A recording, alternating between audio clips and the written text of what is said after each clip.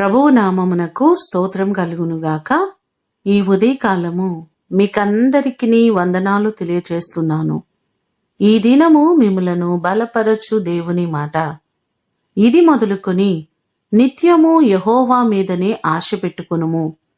కీర్తనలు 131వ కీర్తన 3వ చరణం. ఇది మొదలుకొని మనము దేవుని మీద ఆశ పెట్టుకొని ఉండాలి. ఆయనను ఆధారముగా మనము చేసుకోవాలి. ప్రతి క్షణము ప్రతి పరిస్థితులలో మన దేవుని మీద మనము ఆధారపడినట్లయితే ఆయన మనలను చేయి విడిచిపెట్టేవారు కాదు.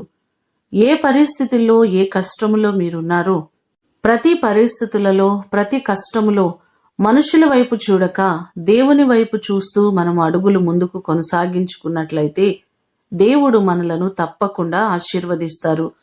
మనుషులను నమ్ముకోవడం వల్ల, మనుషులపై ఆధారపడటం వల్ల ఎన్నోసార్లు నష్టపోతూ ఉన్నాం. ఎన్నోసార్లు వేదనకు మనము గురవుతున్నాం. ఘనమైన స్థితిలో ఉంచే దేవుడు ఆయన మీద ఆశ పెట్టుకుని దేవుని ద్వారా మీరందరూ ఆశీర్వదించబడుదురుగాక. ప్రార్థన చేసుకుందాం. పరిశుద్ధుడైన తండ్రి, మీ పాదములకు వందనాలు, స్తోత్రాలు. ఈ లోకములో మా ఆశ మీ మీదనే ఉండాలి ప్రభువా. ఏ మనిషిని మేము నమ్ముకోవడం కాదు, ఏ మనిషి మీద మేము ఆశ పెట్టుకోవడం కాదయ్యా.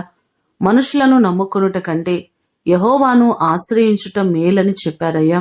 మిమ్మలను ఆశ్రయించడానికి దేవా మీపైన మేము ఆధారపడుటకు సహాయము చేయండి.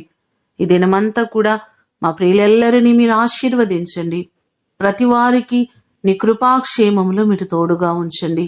వారికి ఉన్నటువంటి ప్రతి సమస్యల నుంచి విడిపించి ప్రతి వారి కష్టార్జితములను దీవించండి.